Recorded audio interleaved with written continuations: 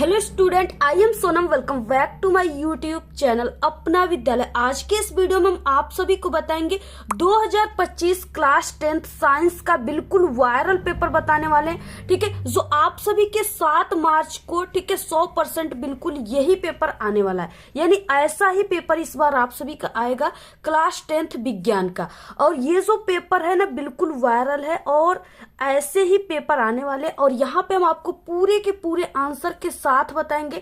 ठीक है, एक एक आंसर को इतने अच्छे तरीके से बताएंगे जिससे आपको 100% पूरा का पूरा पेपर समझ में आ जाएगा। और अगर आप लोग मात्र क्लास 10th साइंस के इस वायरल पेपर को तैयार कर लिए तो आपका इस बार, ठीक है, पूरा का पूरा 70 में 70 नंबर आएगा। ये मेरी 100% गारंटी। पूरे के पूरे आप लोग छाप करके आओगे, बिल्कुल धुआं धुआं करके 7 मार्च को आओगे। ठीक है, और यहाँ पे देखिए आप लोग इसका पेपर कोड क्या है। सबसे पहले 801 HD। ठीक है, ये सबसे वायरल पेपर कोड है। यानी अक्सर सभी जिलों में यही पेपर कोड का पेपर आता है। तो सबसे पहले आपको यहाँ पे अपनी अनुक्रमांक, यहाँ पे नाम आप सभी को, ठीक है, लिख देना है। और इसके बाद ये विज्ञान 2025 का पेपर, इसमें आपको समय 3 घंटे 15 मिनट का मिलेगा। ठीक है, और ये पूर्णांक 70 का ही रहेगा। और इसमें सबसे पहले कुछ निर्देश दिए, इसको पढ़ लेना, आपके लिए काफी इंपॉर्टेंट है। सबसे पहले कुछ निर्देश क्या है, प्रारंभ के 15 मिनट आपको क्या करना है, इस पूरे प्रश्न पत्र को पढ़ना है। ठीक है, इसके बाद प्रश्न पत्र 2 खंडों में विभाजित है, खंड अ और खंड ब में विभाजित है आप सभी को। ठीक है, इसको देखते हुए ही पेपर को सॉल्व करना है। इसके बाद खंड अ जो है, इसमें 3 उपखंड है। ठीक है, 3 उपखंडों में ये विभाजित है, उपखंड क, ख, ग। इसके बाद प्रश्न पत्र के खंड अ जो है, इसमें आपको 20 बहुविकल्पी क्वेश्चन मिलेंगे। ठीक है, जिसका आंसर आपको OMR सीट पे देना है।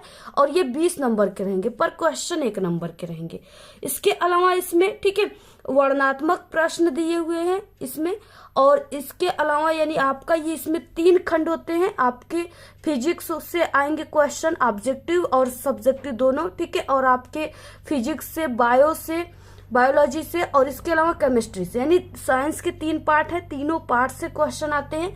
ऑब्जेक्टिव आएगा और यहाँ पे सब्जेक्टिव। ठीक है, दोनों क्वेश्चन आते हैं। तो आपको सभी प्रश्न करना बिल्कुल अनिवार्य है। सबसे पहले यहाँ पे खंड अ शुरू होता है, जिसमें बहुविकल्पी क्वेश्चन मिलेंगे आपको। ठीक है, और इसमें 20 क्वेश्चन रहेंगे और ये 20 नंबर का रहेगा टोटल। तो यहाँ से हम लोग स्टार्ट करते हैं। और जितने भी क्वेश्चन इस पेपर में है, सभी बहुत ही मोस्ट इंपॉर्टेंट है। और 100% आपके इस बार पेपर में सभी क्वेश्चन इस पेपर से पूछे जाएंगे। ठीक है, इसमें बहुविकल्पी क्वेश्चन है। बहुत ही मेहनत से इस पेपर को बताने वाले हैं आप सभी को। ठीक है, और यहाँ पे देखिए उपखंड क है सबसे पहले की क्वेश्चन है। यहाँ पे पहला ऑब्जेक्टिव क्वेश्चन है, स्वस्थ आंख का निकट बिंदु होता है। 4 ऑप्शन है, 25 सेमी, ठीक है, और यहाँ पे 50 सेंटीमीटर, 100 सेंटीमीटर और अनंत। तो यहाँ पे देखिए स्वस्थ आंख का जो निकट बिंदु होता है वो 25 सेंटीमीटर होता है। ठीक है, ऑप्शन नंबर यहाँ पे फर्स्ट राइट है।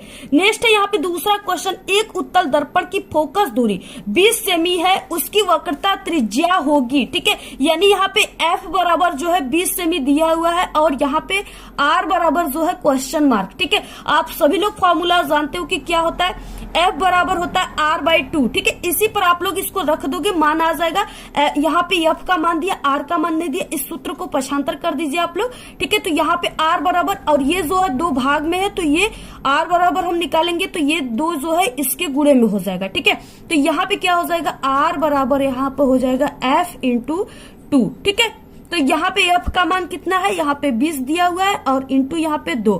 तो यहाँ पे R बराबर कितना हो गया, इसका इसमें कर दोगे तो 40 सेंटीमीटर। ठीक है, तो इस तरीके से ऑप्शन नंबर कौन सा राइट हो जाएगा, ऑप्शन सी राइट हो जाएगा। ठीक है, इसके बाद देखिए नेक्स्ट क्वेश्चन है, प्रतिरोध का मात्रक है। देखिए कितना भी क्वेश्चन है इसमें, सभी बिल्कुल वायरल क्वेश्चन है। जितने भी स्टूडेंट टॉपर होंगे, जो अब तक साइंस की संपूर्ण तैयारी कर चुके होंगे, वो इस पेपर को जब देख रहे होंगे तो उनको पता चल ही गया होगा कि ये पेपर कितना वायरल है। इसमें जितने क्वेश्चन है, कितना वायरल क्वेश्चन है इसमें। ठीक है, हर साल आने वाले क्वेश्चन है।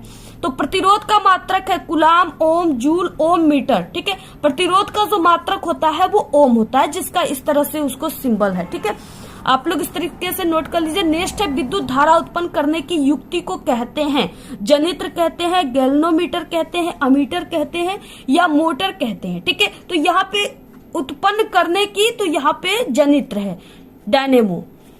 क्वेश्चन 5वां, एक प्रोटॉन पर विद्युत आवेश की मात्रा होगी। ठीक है, एक प्रोटॉन पे विद्युत आवेश की मात्रा यानी प्रोटॉन है तो यहाँ पे प्लस में होगी। ठीक है, 1.6 × 10⁻⁻19 कूलाम, ऑप्शन यहाँ पे डी। इसके बाद नेक्स्ट है 6वां, यदि फाई चुंबकीय फ्लक्स है, बी चुंबकीय क्षेत्र की तीव्रता है तथा ए अनुप्रस्थ परिच्छेद का क्षेत्रफल है तो इनके बीच सही संबंध जो है वो क्या हो जाएगा।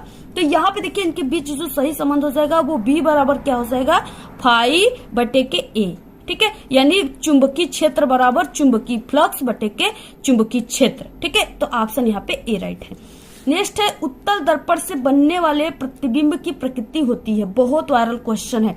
ठीक है, तो उत्तल दर्पण है, यहाँ पे सबसे पहले आपको समझना है तो इसकी जो बनने वाली प्रतिबिंब है वो क्या हो जाएगी, वास्तविक और सीधा, आभासी और सीधा, आभासी और उल्टा या वास्तविक और उल्टा। तो ये आभासी और सीधा बनेगा। नेक्स्ट आ गया यहाँ पे उपखंड ख, यानी ये आपके केमिस्ट्री से क्वेश्चन है। क्वेश्चन है 8वां, बहुत ही वायरल है, कई बार आने वाला क्वेश्चन है आपके एग्जाम में, हर साल आपके पेपर में ये आता है, इस बार भी 100% बिल्कुल यही पेपर आएगा।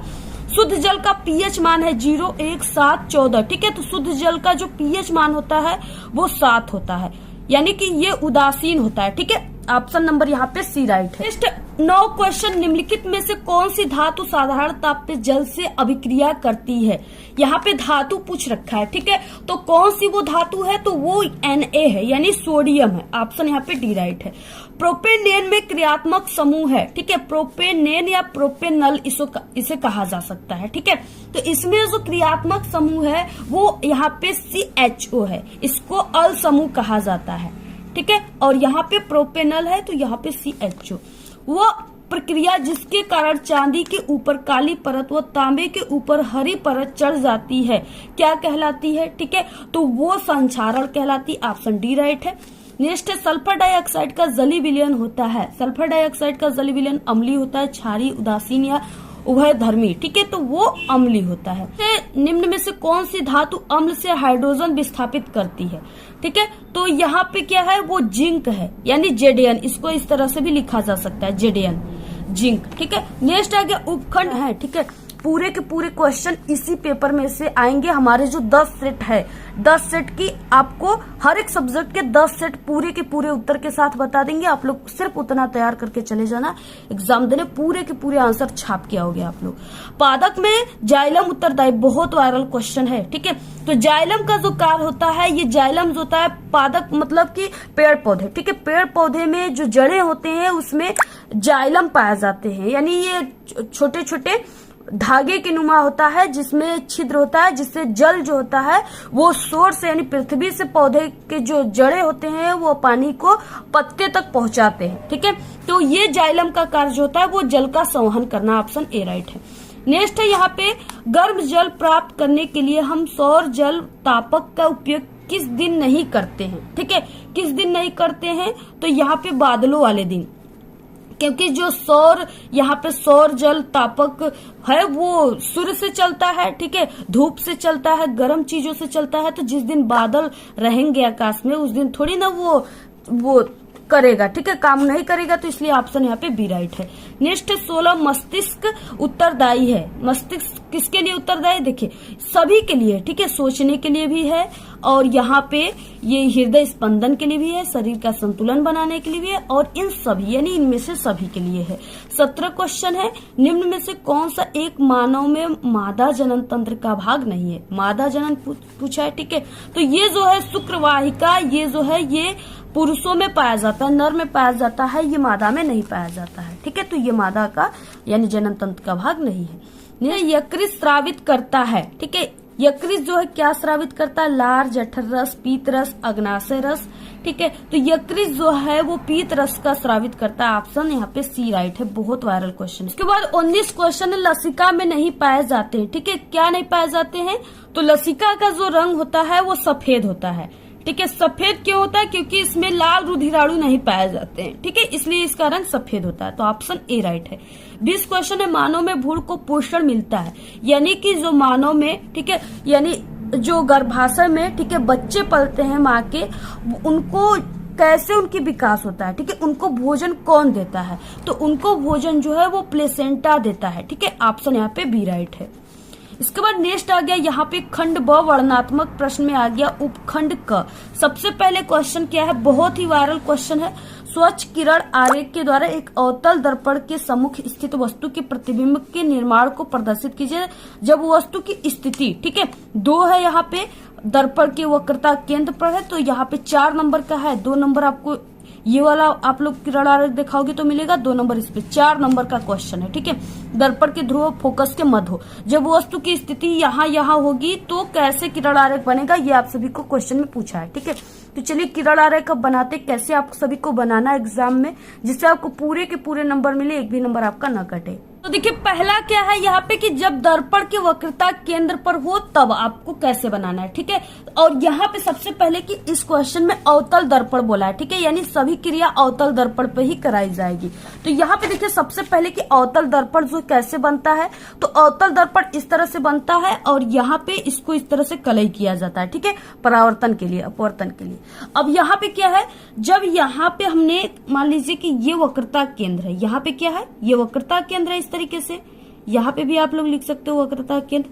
अब वस्तु जब वक्रता के दर्पण की वक्रता केंद्र पर है, तो यहाँ पे यानी वस्तु को हमने इस तरह से रखा हुआ है। अब यहाँ से क्या करना है, इसके जब भी किरण आरेख डालना है तो वस्तु के ऊपर इस सिरे से डाला जाता है, ठीक है। तो यहाँ से हमने क्या किया, किरण आरेख को डाला, ऐसे एरो भी आपको दिखाना है। अब ये क्या हुआ कि दर्पण से टकराने के बाद ये मुख्य फोकस है इस बिंदु पर, तो ये मुख्य फोकस से होकर चला जाता है। इसके बाद देखिए दूसरा किरण जो है, हमने इस तरीके से इस वस्तु के ऊपरी सिरे से दूसरा किरण ये मुख्य फोकस पे हमने डाला, ठीक है। अब ये क्या हुआ, दर्पण से टकराने के बाद ये मुख्य अक्ष के क्या हो गया, समानांतर हो गया, ठीक है, मुख्य अक्ष के क्या हो गया, समांतर हो गया। और जहां पे ये दोनों किरणें आपस में काटेंगी उसी जगह वस्तु का क्या हो जाएगा, प्रतिबिंब बन जाएगा। तो ये किरणें कहाँ पे काटी, यहाँ पे काटी, तो इस तरह से वस्तु का प्रतिबिंब यहाँ पे बन गया और ये वक्रता केंद्र पर ही वस्तु का प्रतिबिंब बन गया, ठीक है। और ये जो प्रतिबिंब है ये क्या बन गया, वास्तविक बना है लेकिन उल्टा बना है, ठीक है।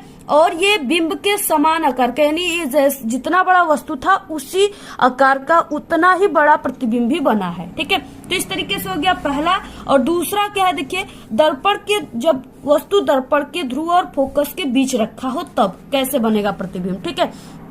अब ये अवतल दर्पण ही है, अवतल दर्पण में वस्तु यहाँ पे देखिए ये क्या है, ये फोकस हो गया, यानी यहाँ पे दर्पण फोकस और ये पोल हो गया, ठीक है, ध्रुव हो गया यहाँ पे इस बिंदु पे। अब ये वस्तु को इन दोनों के बीच में हमने यहाँ पे वस्तु को रख दिया, BA वस्तु को हमने रखा। इसके बाद पहला किरण हम वस्तु के ऊपरी सिरे पर दर्पण पे डालते हैं, ठीक है। अब ये दर्पण से टकराने के बाद मुख्य फोकस से होकर जाएगी, तो यहाँ पे ये मुख्य फोकस जो है, इस बिंदु पर मुख्य फोकस है, तो यहाँ से ये क्या हुई, चली गई, ठीक है। उसके बाद क्या हुआ, यानी एक किरण जब हमने इस तरीके से वस्तु के ऊपरी सिरे पर वक्रता केंद्र से डाले, तो ये वक्रता केंद्र से जो जाने वाली किरण है ये क्या हुआ कि दर्पण से टकराने के बाद फिर से उसी मार्ग में अपने वापिस हो गया, ठीक है, ऐसे वापिस हो गया। अब ये दोनों किरणें कहीं पर भी पीछे करने पर एक दूसरे को नहीं काट रही, यानी वस्तु का प्रतिबिंब पीछे नहीं बनेगा।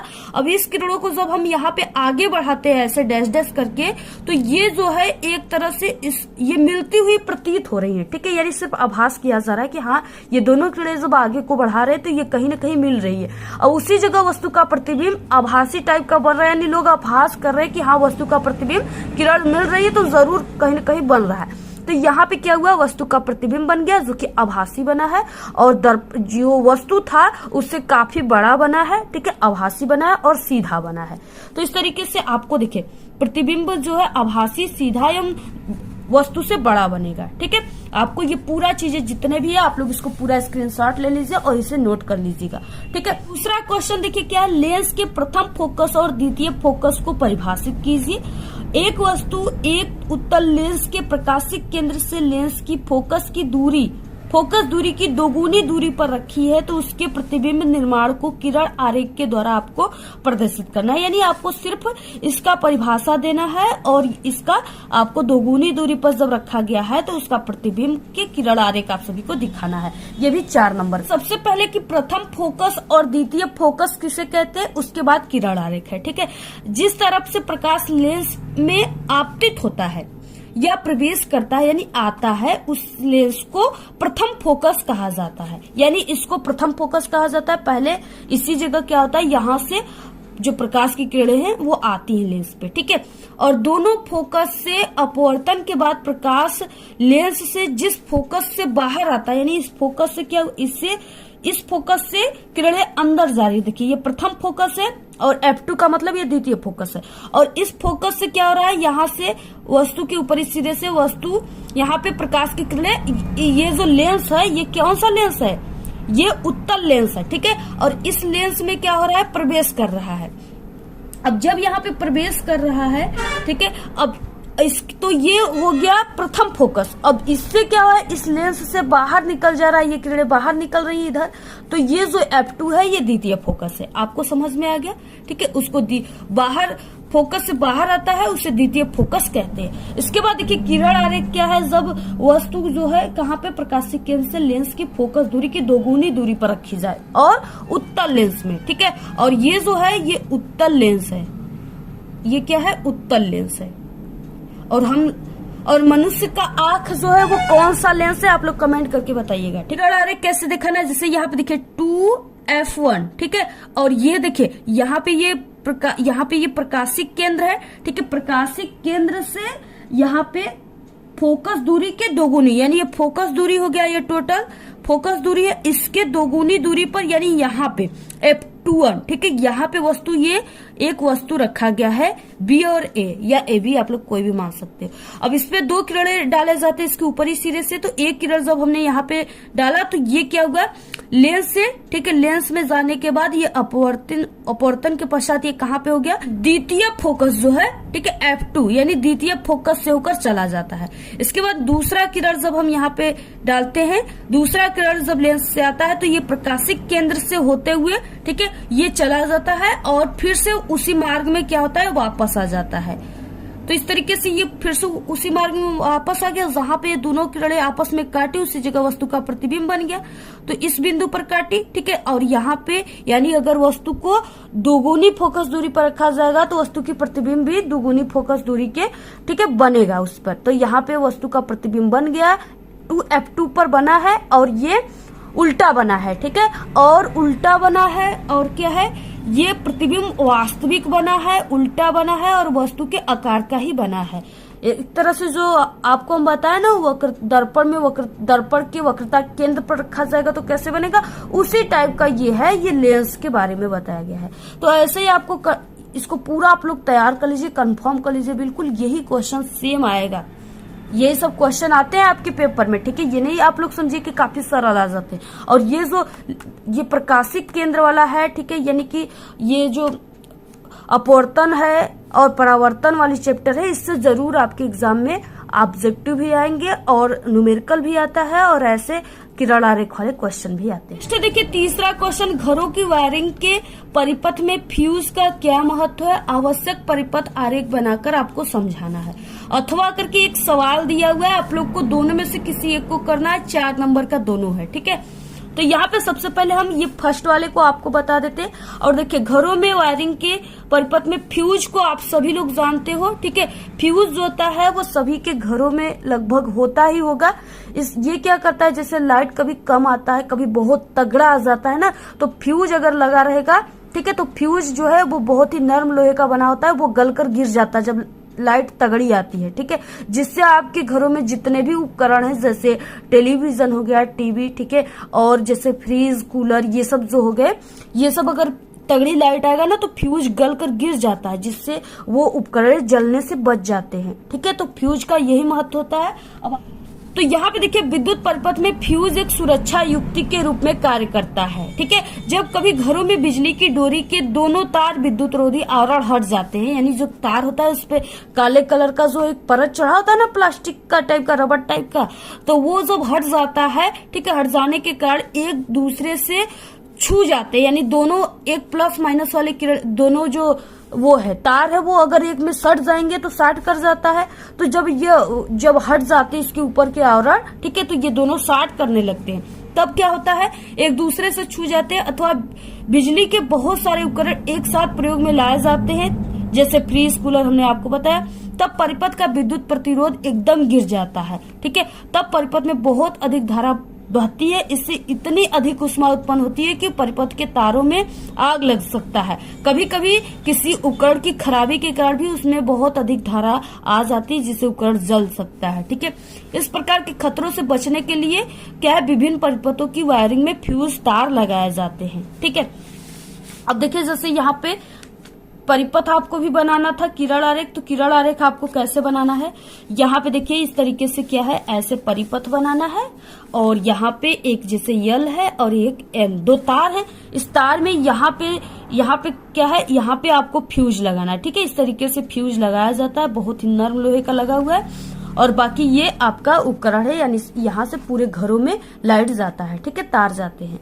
तो इस तरीके से आपको परिपथ भी बनाना है ऐसे ही। ठीक है, फ्यूज तार में अधिकतम धारा वहन करने की एक क्षमता होती है। जब धारा इस निश्चित परिमाण से अधिक होती है तो फ्यूज तार गल जाता है और विद्युत परिपथ टूट जाता है, जिससे क्षति होने से बच जाता है। ठीक है, तो इस तरीके से अगर देखिए ये दोनों क्या हो जाएंगी, जब लाइट तगड़ा आएगा तो ये दोनों ये गल कर गिर जाएंगी। अब यहाँ पे क्या हो जाएगा, यहाँ पे गैप हो जाएगा, एक दूसरे में ये दोनों तार नहीं टच होंगी, जिससे इसका यानी जो तगड़ा वाला करंट आ रहा है वो घरों में नहीं जा पाएगा, इसी जगह से आपकी लाइन कट जाएगी। ठीक है, जिससे जितने भी उपकरण है वो जलने से बच जाएंगे। यही फ्यूज तार का महत्व है। ऐसे आप सभी को पूरा लिखना है, स्क्रीनशॉट आप लोग ले लीजिए और इसको बिल्कुल रट लीजिए, बहुत ही वायरल है, पक्का यही आएगा।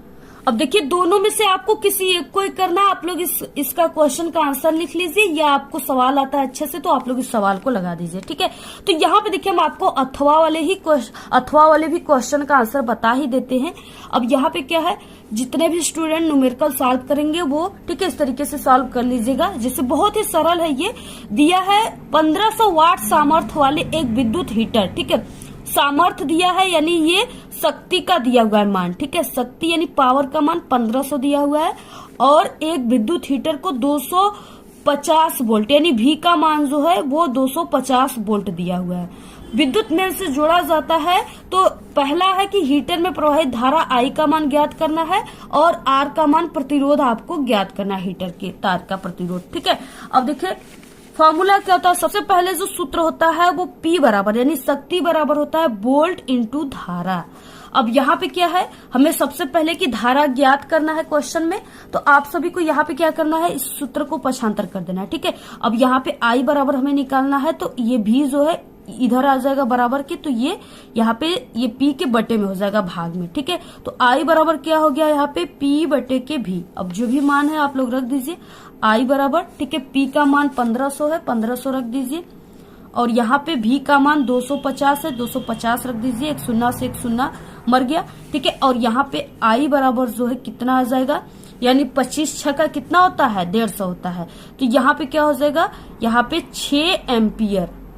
ठीक है, यहाँ पे पहला आंसर ये आ गया कि 6 एम्पियर। उसके बाद देखिए दूसरा क्या है, यानी अब आपको क्या निकालना है, तो यहाँ पे धारा को निकालना है। धारा को किस तरीके से हम निकालेंगे,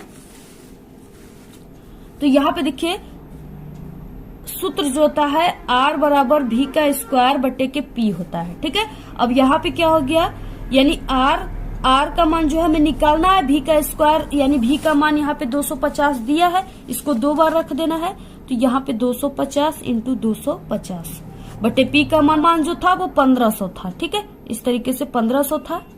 अब देखिए यहाँ पे एक शून्य से एक शून्य कट गया, एक शून्य से एक शून्य कट गया। ठीक है, तो इस तरीके से देखिए यहाँ पे एक शून्य से एक शून्य कट गए। ठीक है, इसके बाद 25 हम क्या होता है 625 और यहाँ पे 15 बचा। ठीक है, तो यहाँ पे जब हम यहाँ पे 15 का किसमें देंगे, इसमें भाग देंगे तो कितना आ जाएगा मान, देखिए 15 चौके कितना होता है 60 होता है। ठीक है, तो यहाँ पे 15 चौके यानी 4 बार गया 60। अब यहाँ पे 2 इसमें आ गया। ठीक है, फिर उसके बाद 15 का जो है 25 में कितने बार जाएगा, एक बार, 15 एकम 15 हो जाएगा। ठीक है, इसके बाद 10 बचा। अब यहाँ पे 10 का जो है नहीं जाएगा, यानी कि 15 35 या 45 चौके 60 25 75 छक्का 90। ठीक है, यानी 6 बार जाएगा और दशमलव बढ़ जाएगा, R बराबर 41.66 ओम आ जाएगा। ठीक है, यहाँ पे इतना आंसर आ जाएगा। आप लोग पूरा इसका स्क्रीनशॉट ले लीजिए, ऐसे ही आपको लगाना है। उसके बाद देखिए 6 नंबर वाला क्वेश्चन आ गया और ये अथवा करके, यानी आप लोग सवाल लगाइए या आप सभी लोग इन दोनों क्वेश्चन का आंसर लिखिए। ठीक है, अथवा है, दिए गए परिपथ में 10 वोल्ट के एक आदर्श बैटरी से जुड़ा है, ज्ञात करना है आपको। यहाँ पे 3 दिया हुआ है, ठीक है, 3 पॉइंट आपको ज्ञात करना है। ये यहाँ पे चित्र दिया है, इसी को आपको देख करके पहला कि ए और बी के मध्य आपको प्रतिरोध ज्ञात करना है, ठीक है। पहले में ए वो बी के मध्य आपको क्या करना है, प्रतिरोध ज्ञात करना है। प्रतिरोध को बहुत ही सरल तरीका हम आप सभी को बताएंगे, आप लोग बिल्कुल इसको सॉल्व कर लोगे। तो सबसे पहले देखिए ए और बी के बीच बोला है, तो यहाँ पे ए और बी के बीच कितने यहाँ पे क्या है, प्रतिरोध जुड़े हैं। तो एक 4 ओम का जुड़ा है, एक 2 ओम का, ठीक है। जब इसको हम ऐसे फैलाएंगे तो ये दोनों श्रेणी क्रम में जुड़े। श्रेणी क्रम में जो सूत्र लगेगा वो देखिए R डैश बराबर क्या हो जाएगा, R1 प्लस R2। अब यहाँ पे दोनों को इस तरीके से R1 का मान यहाँ पे 4 ओम प्लस यहाँ पे R2 का मान 2 ओम। टोटल ये R डैश बराबर कितने हो जाएंगे, 6 ओम हो जाएगा, ठीक है। R डैश बराबर 6 ओम। तो ये हो गया यानी पहला। इसके बाद इसमें ए और बी का बीच के प्रतिरोध पूछा है, ठीक है। तो यहाँ पे इसके बाद हम यहाँ पे ये जो R2 है और R1 इस प्रतिरोध ये भी श्रेणी क्रम में दोनों है, तो इसके लिए भी हम निकालेंगे यहाँ पे R डैश डबल डैश बराबर R1 प्लस R2, ठीक है। तो इसके बाद यहाँ पे यानी R1 का मान क्या है, R डबल डैश बराबर R1 का मान 2 ओम प्लस यहाँ पे 1 ओम। टोटल ये R डबल डैश बराबर कितना हो गया, 3 ओम हो गया, ठीक है, 3 ओम हो गया। अब इसके बाद अब ये जो हो है इस तरह से कुछ परिपथ बन गया। ये परिपथ अब कैसे बन गया, हमने सभी प्रतिरोध को जब जोड़ दिया तो ये परिपथ जो है इस तरीके से बन गया। यहाँ पे 3 ओम है और यहाँ पे ए वो बी है। अब ये परिपथ यानी कि सिर्फ ये इस तरह से बन गया, आप लोग समझिए, ऐसे ऐसे, ठीक है, ऐसे ये बन गया। और ये जो है यहाँ पे 6 ओम आया हुआ है, तो ये 6 ओम हो गया और R डबल डैश का मान यहाँ पे 3 ओम आया, तो 3 ओम हो गया, ठीक है। इस तरह से ये परिपथ अब बन गया। पहले ये परिपथ ऐसे था। तो इसके बाद देखिए अब यहाँ पे क्या हो जाएगा, ए और बी के पूरे प्रतिरोध को पूछा है पहले। तो ए और बी के पूरे प्रतिरोध को आपको निकालना होगा, ठीक है। तो यहाँ पे अब ये दोनों प्रतिरोध ये किस तरह से हो गए, ये दोनों समांतर क्रम में हो गए, ठीक है, एक दूसरे के समांतर है, इस तरीके से ऐसे समांतर है, तो ये दोनों समांतर में अब हो गए।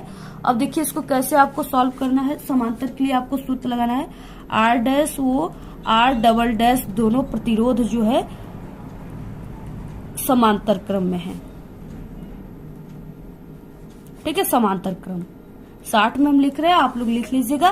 तब देखिए तुल्य प्रतिरोध जो है क्या हो जाएगा, तो तुल्य प्रतिरोध यानी 1/के R बराबर 1/के R डैश प्लस 1/के R डबल डैश, ठीक है, यही समांतर क्रम सूत्र होता है।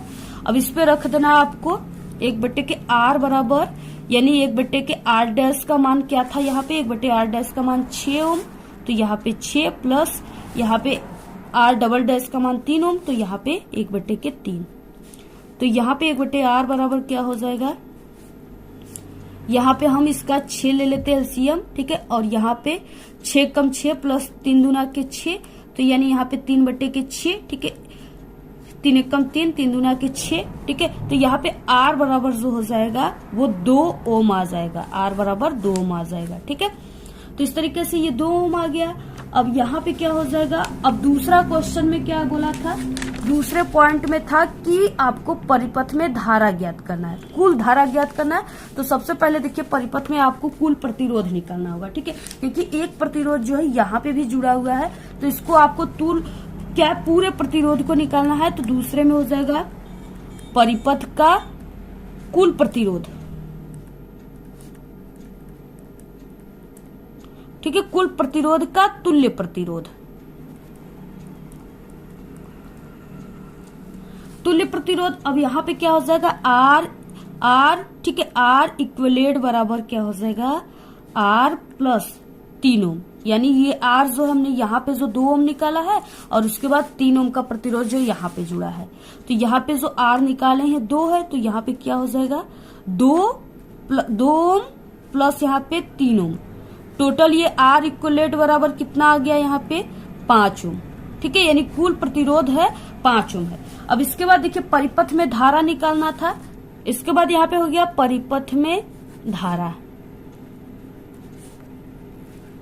आई।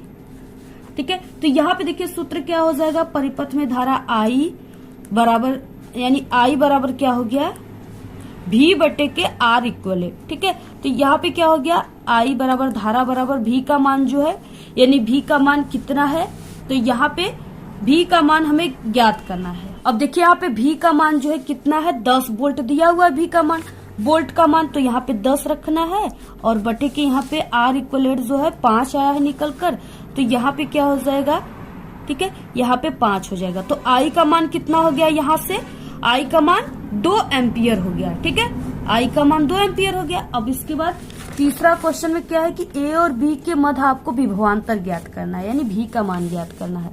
अब देखिए क्या हो जाएगा, यहाँ पे तीसरे में A ओ B के बीच यानी मध्य विभवांतर, बहुत ही जल्दी में आपको बता रहा है। ठीक है, इस तरह से ऐसे हमने लिख दिया, आप लोग इसको अच्छे तरीके से लिख लीजिएगा। तो V बराबर क्या हो जाएगा, I इंटू R। अब इससे आप लोग रख दीजिए V बराबर I का मान अभी हमने निकाला है 2 एम्पियर, 2 और यहाँ पे इंटू R का मान जो है, R का देखिए R इक्वलेट का मान नहीं पूछा, R का मान पूछा है। ठीक है, R का मान यानी सिर्फ A और B के मध्य हमें निकालना है। यहाँ पे क्वेश्चन में क्या था, A और B के मध्य सिर्फ हमें निकालना है विभवांतर का मान। ठीक है, तो हम इस प्रतिरोध को नहीं लेंगे, सिर्फ इन्हीं प्रतिरोध को जितना जोड़ने पर आया, यानी जितना तुल्य प्रतिरोध आया उसको लेंगे। तो यहाँ पे R का मान सिर्फ लेंगे, तो R का मान 2 है, तो यहाँ पे हो जाएगा 2। V बराबर कितना हो गया, 4 वोल्ट। ठीक है, तो इस तरह से इसका आंसर हो गया। आप लोग ऐसे ही पूरा लिख लीजिएगा, आप लोग इसका स्क्रीनशॉट ले लीजिए जैसे भी हमने अब सॉल्व किया है। आई होप कि आपको समझ में आ गया होगा और ऐसे आपको कोई भी नहीं समझाएगा। जितने भी हम आपको पेपर बता रहे वो 100% बिल्कुल रियल है। ठीक है, और जितने भी हमारे अलावा आपको यूट्यूब पर पेपर मिल रहे हैं वो सभी फेक हैं। ठीक है, क्योंकि देखिए अगले साल स्टूडेंट ने हमारे चैनल से जितने भी स्टूडेंट पढ़े थे उसने कमेंट किया था कि 100% मैम आपका ही पेपर आया था, और जितने स्टूडेंट हमारे चैनल से नहीं पढ़े थे, दूसरे यूट्यूब चैनल का पेपर देखे थे, ठीक है, वो फेल हो गए थे या उनके कम नंबर आए थे। और वो सभी लोग जितने भी चैनल से पढ़े थे कमेंट भी हमारे चैनल पे किए थे। ठीक है, इसलिए हम कहते हैं कि आप लोग जो हमारा चैनल है वो बिल्कुल गारंटेड है, ओरिजिनल चैनल है, नंबर 1 चैनल है। आप लोग हमारे चैनल से अगर पढ़ोगे तो आप लोग कमजोर स्टूडेंट हो फिर भी हमारे तरीकों को फॉलो करते हो, हमारे क्वेश्चन को दिए हुए याद करते, तैयार करते, तो 100% आप लोग कम समय में भी अच्छे नंबर ला दोगे। ठीक है, तो इस तरीके से आप लोग पूरे क्वेश्चन को तैयार कर लीजिए। अब देखिए नेक्स्ट क्वेश्चन इसमें क्या है, नेक्स्ट यहाँ पे क यानी इसमें अथवा है, आप लोग इस सवाल को लगाइए या यहाँ पे 2 क्वेश्चन है उसको आप लोग कीजिए। ठीक है, किसी अंतरिक्ष यात्री को आकाश काला क्यों दिखाई देता है, बहुत ही अच्छा क्वेश्चन है ये भी। इसका देखिए आंसर क्या हो जाएगा, आंसर क्या आप लोग इसको नोट कर लीजिएगा। अंतरिक्ष यात्री आकाश में उस ऊंचाई पर होते हैं जहां वायुमंडल नहीं होता है। ठीक है, और न ही वहां पे कोई प्रकीर्णन हो पाता है, इसलिए उन्हें आकाश जो है नीला नहीं बल्कि उन्हें काला दिखाई देता है, काला प्रतीत होता है। आप लोग इसको नोट कर लीजिएगा। नेक्स्ट क्वेश्चन है 4 मीटर फोकस दूरी वाले अवतल लेंस की क्षमता ज्ञात करना है। अब देखिए अवतल लेंस है तो इसमें जो फोकस दूरी है वो माइनस में रखा जाएगा, यानी -4 यहाँ पे दिया हुआ है। और सूत्र क्या होता है, यानी अवतल लेंस के जो क्षमता का सूत्र होता है वो F बराबर 1/P होता है, और ये मीटर में दिया हुआ है फोकस दूरी। तो यहाँ पे क्या हो जाएगा, यानी हमें क्षमता निकालना है, P का मान निकालना है। ठीक है, तो यहाँ पे P बराबर जो हो जाएगा वो 1/F हो जाएगा। यहाँ पे P बराबर 1 और बटे के F का मान -4 दिया हुआ है। ठीक है, अब इसका जब हम इसमें भाग देंगे तो ये 10 हो जाएगा, यानी यहाँ पे नहीं जाएगा तो 0. ठीक है, और 4 दूना के 8 माइनस में आएगा। ठीक है, ये मान माइनस में आएगा, माइनस यहाँ पे, फिर यहाँ पे 4 दूना के 8 हो जाएगा। ठीक है, फिर से यहाँ पे क्या हो जाएगा, 4 दूना के 8 और फिर 2 बचेगा, 4 5 20। तो यहाँ पे जो मान आया जाएगा वो P बराबर यानी कि 0.25 डायोप्टर आ जाएगा। ये आंसर है। नेक्स्ट है उपखंड ख आ गया यहाँ पे 5वां क्वेश्चन। फॉर्मलडिहाइड और एसिटिक अम्ल का IUPAC नाम और रासायनिक सूत्र आपको लिखना है। यहाँ पे देखिए फॉर्मलडिहाइड है और एसिटिक अम्ल है। ठीक है, दोनों का आपको IUPAC नाम और रासायनिक सूत्र लिखना है। तो देखिए फॉर्मलडिहाइड जो है इसका जो IUPAC नाम हो जाएगा वो मेथेनल हो जाएगा। ठीक है, और इसका जो सूत्र हो जाएगा वो HCHO हो जाएगा। अब देखिए यहाँ पे ये CHO जो है वो अल समूह है और बाकी एक कार्बन की संख्या है जिसको मेथेन कहते हैं, और यहाँ पे मेथेन प्लस अल जुड़ेगा तो ये मेथेनल हो जाएगा। ठीक है, इसके बाद एसिटिक अम्ल है, इसका IUPAC नेम, ठीक है, इसका IUPAC नेम एथेनोइक अम्ल हो जाएगा, अम्ल, और इसका जो सूत्र हो जाएगा वो CH3COOH हो जाएगा। ठीक है, और इसमें एक कार्बन और दो कार्बन है तो इसको एथेन कहते हैं, और इसमें COOH यानी ओइक समूह जुड़ा हुआ है, ओइक समूह, तो ये यानी कार्बोक्सिलिक समूह जुड़ा हुआ है, तो ये दोनों मिलकर क्या हो जाएंगे, एथेनोइक अम्ल। ठीक है, तो इस तरीके से ओइक एसिड जुड़ा हुआ है। ठीक है, तो ऐसे आपको पूरा इसका सूत्र लिख लेना है। नेक्स्ट है यहाँ पे ख क्वेश्चन, क्या होता है जबकि केवल आपको संतुलित रासायनिक समीकरण देना है, यानी रासायनिक समीकरण भी देना है और उसे संतुलित भी आप सभी को करना है। अब देखिए क्या हो जाएगा यहाँ पे, सबसे पहले कि प्लास्टर ऑफ पेरिस को जब गर्म किया जाता है तो क्या बनता है, यानी क्या होता है। ठीक है, तो प्लास्टर ऑफ पेरिस का सूत्र अभी हमने आपको एक कल वीडियो बताया था साइंस का, जिसमें सभी वायरल क्वेश्चन थे। अगर आप लोग उसको देखे होंगे तो आपको प्लास्टर ऑफ पेरिस का सूत्र जरूर कंफर्म होगा। तो ये होता है उसका सूत्र, जब इसको हम गर्म किए जाते, गर्म की सिंबल हमने ये बताया था उस दिन भी। ठीक है, तो ये जो बनेगा, यानी इसको जब हम गर्म करते हैं तो ये CaSO4 प्लस H2O बन जाएगा। ठीक है, इस तरह से ये बन जाएगा, और इसको संतुलित करने के लिए यहाँ पे आप सभी को क्या करना है, ऐसे 2 लगा देना है। ठीक है, तो इस तरीके से हो गया। और इसके बाद देखिए यहाँ पे क्या हो जाएगा, यानी ये जो 1/2 है, ठीक है, इसका 1/2 का इसमें क्या हो जाएगा, जब गुणा होगा तो ये CaSO4 2 हो जाएंगे। ठीक है, तो इस तरीके से इसको गर्म किया जाता है, तो ये जो है ये जिप्सम प्राप्त होता है।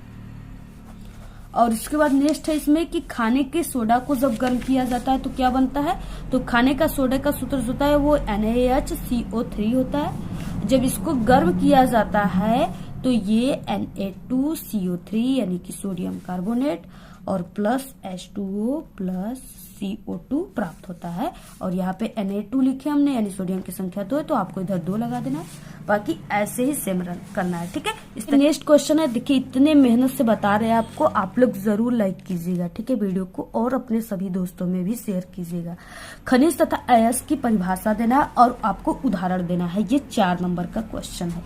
देखिए यहाँ पे क्या हो जाएगा, पहले कि खनिज किसे कहते हैं, तो धातुओं के वे यौगिक जिसमें क्या होता है, धातु की मात्रा बहुत ही कम होती है तथा पृथ्वी के अंदर मिट्टी व अन्य अशुद्धियों के साथ पाए जाते हैं, उसे खनिज कहते हैं। जैसे जब हम जैसे कोई पृथ्वी है, ठीक है, उसमें से जब सोने को निकालते हैं या चांदी को या डायमंड को, ठीक है, ये सब को निकालते हैं, तो सोना की मात्रा जो उसमें 10% रहती है, बाकी उसमें अशुद्धियां जो होती है, ठीक है, वो 90% अशुद्धियां रहती है। तो उन्हें वो ये दोनों मिला करके, ठीक है, जो यानी 100% जो भी हमने चीजें को निकाला पृथ्वी के अंदर वो खनिज है, यानी उसमें सिर्फ हमें जो तत्व है वो सिर्फ 10% है, बाकी 90% अशुद्धियां है। ठीक है, सभी उसमें चिपके होते, मिले होते, उसको खनिज कहते हैं।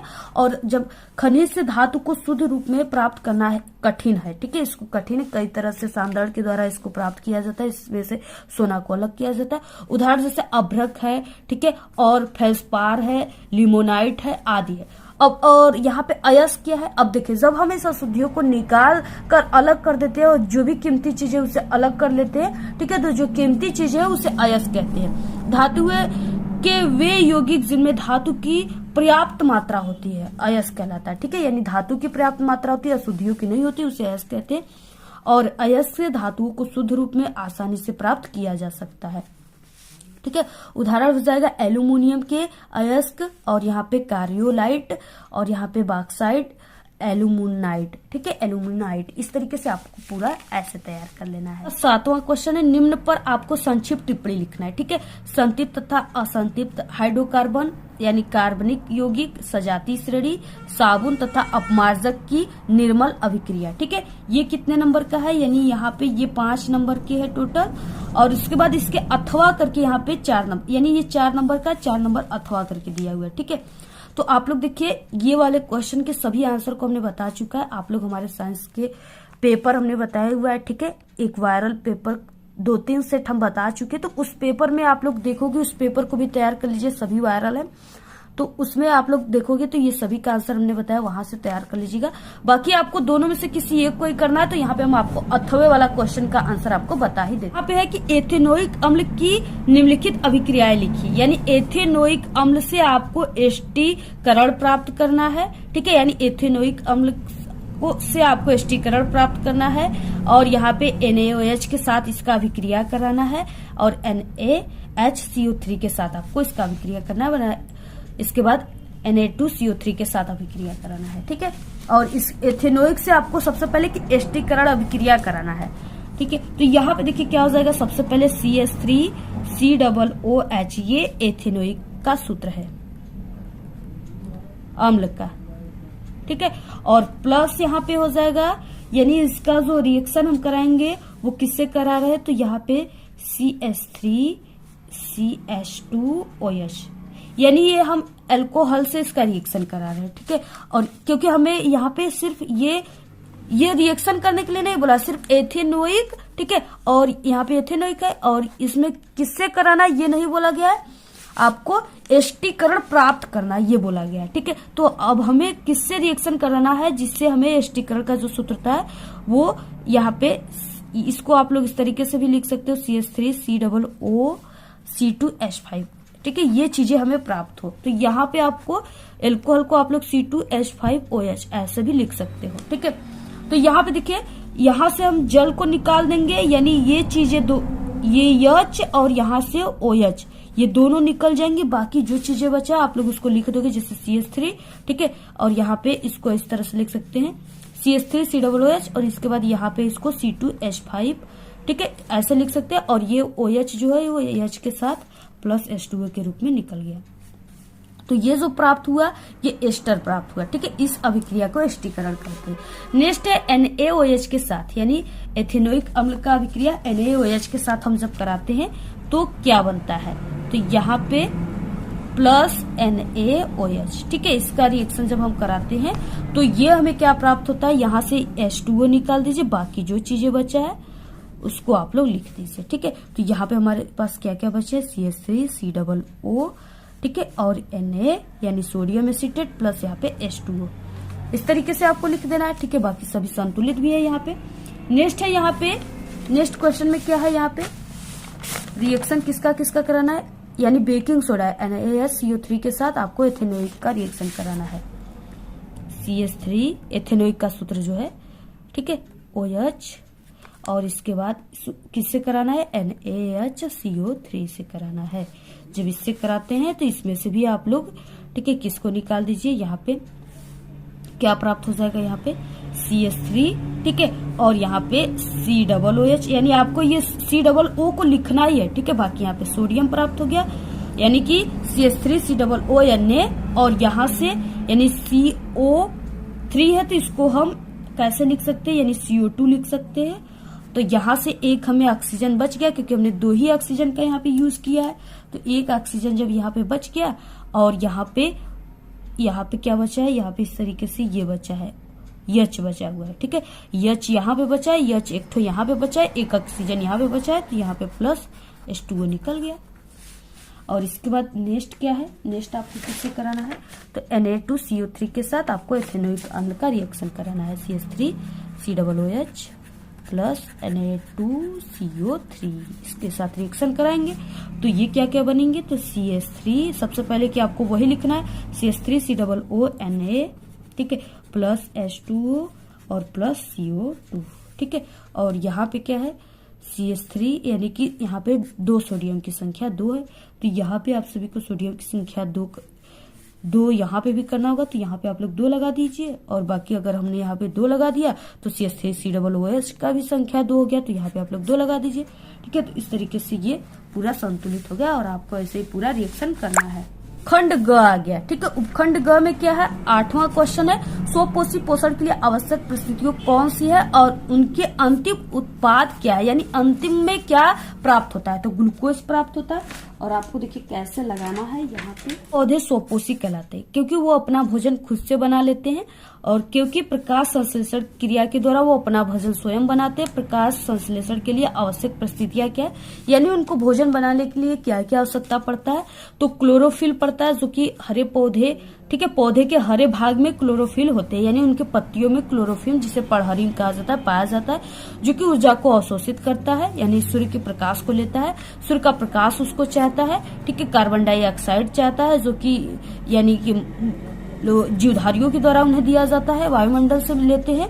और जल पौधे जड़ों के द्वारा भूमि से प्रकाश संश्लेषण की क्रिया को संपन्न कराते हैं। ठीक है, निम्न रासायनिक समीकरणों के द्वारा, यहाँ पे देखिए CO2 यानी कार्बन डाइऑक्साइड लेते हैं और जल लेते हैं भूमि से, और वो क्लोरोफिल यानी जो पत्तियों में हरे रंग का पाया जाता है, जिसके कारण पत्तियां हरी दिखाई देती है, वो क्लोरोफिल, और सूर्य के प्रकाश में वो इस तरीके से ये ग्लूकोज है। ठीक है, ग्लूकोज प्राप्त करते हैं, प्लस यहाँ पे ऑक्सीजन हम सभी मानवों को देते हैं, यानी सबको देते हैं, जीवधारियों को ऑक्सीजन देते हैं, जिससे हम सभी लोग जीवित हैं, और प्लस वो जल बनाते हैं।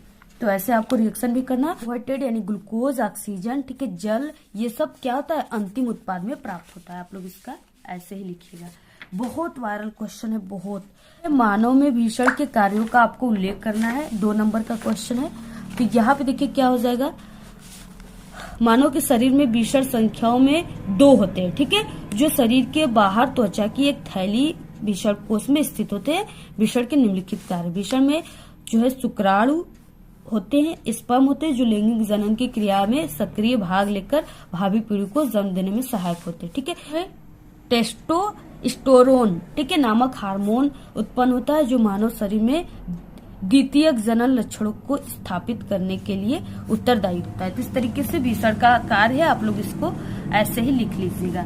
नेक्स्ट है यहाँ पे छुई मुई पादक में गति तथा मानव टांग में होने वाली गतियों में आपको अंतर लिखना है। ये कितने नंबर का है, 4 नंबर का है। ठीक है, तो इस तरीके से है, आप लोग इसका स्क्रीनशॉट ले लीजिएगा। एक छुई मुई का पौधा होता है, जिससे आप लोग छुओगे ना, टच करोगे तो वो क्या हो जाएगा, अपनी पत्तियों को झुका लेती है, यानी वो बहुत सिकुड़ कर डंडी के आकार का हो जाती है। ठीक है, तो यहाँ पे छुई मुई पादक में गति और तंत्रिका क्रियाविधि यानी मानव के टांगों में। तो पौधे में तंत्रिका उत्तक तथा पेशी उत्तक नहीं होते, इसलिए उनमें तंत्रिका पेशियां नियंत्रण नहीं होता है। ठीक है, टांग की गति तंत्रिका पेशी नियंत्रण में होता है। पत्तों में गति उनकी आकृति में परिवर्तन से होती है, और जो उनकी कोशिकाओं में पानी की मात्रा में परिवर्तन से होती है। ये पेशियों के सिकुड़ने तथा फैलने से होता है। ये गतियां अदिशिक गतियां होती है, जो न तो उद्दीपन की दिशा में और न ही उससे परे होती है। ये गति ऐच्छिक होती है तथा उद्दीपन की ओर या उससे परे भी हो सकता है। इसके बाद देखिए अथवा क्वेश्चन है, यानी आप लोग इस 9 क्वेश्चन को कीजिए। अथवा है, मानव में लिंग निर्धारण कैसे होता है। ठीक है, ये भी काफी इंपॉर्टेंट है, 4 नंबर का है। 10वां क्वेश्चन है, ओजोन परत की क्षति हमारे लिए चिंता का विषय क्यों है, इस क्षति को सीमित करने के लिए क्या कदम उठाया जाए। ठीक है, ओजोन परत देखिए जो है वो पराबैंगनी किरणों से क्षय हो रहा है। ठीक है, उसको कम करने के लिए सरकार ने कई नियम लगाए हुए हैं, और ये प्रदूषण से जो रहा है ओजोन परत में छिद्र हो रहा है। ठीक है, अगर ओजोन परत में छिद्र हो जाता है तो जो सूर्य से निकलने वाली अल्ट्रा वायलेट रे हैं वो हमारे तक पहुंच जाएंगे, और जो हमारे लिए काफी हानिकारक हो जाएंगे। ठीक है, तो इस तरह से आप लोग इसका आंसर लिख लीजिएगा, जैसे हमने आपको बताया। अथवा है, विक्राणु यानी नेफ्रॉन की आपको रचना तथा उसकी कार्यविधि का वर्णन विस्तार से करना है, 6 नंबर का है। अथवा आप लोग पादप में यानी पेड़ पौधे में जल और खनिज लवणों के वहन कैसे होता है, उसको आपको लिखना है, 6 नंबर का है। ठीक है, आज के इस वीडियो में सिर्फ इतना ही। आपको ये वीडियो कैसा लगा, अगर वीडियो पसंद आए तो एक बड़ा सा लाइक कर दे, चैनल पे नए तो सब्सक्राइब करके बेल आइकन को जरूर प्रेस कर दे। Thanks, all the very best, bye bye.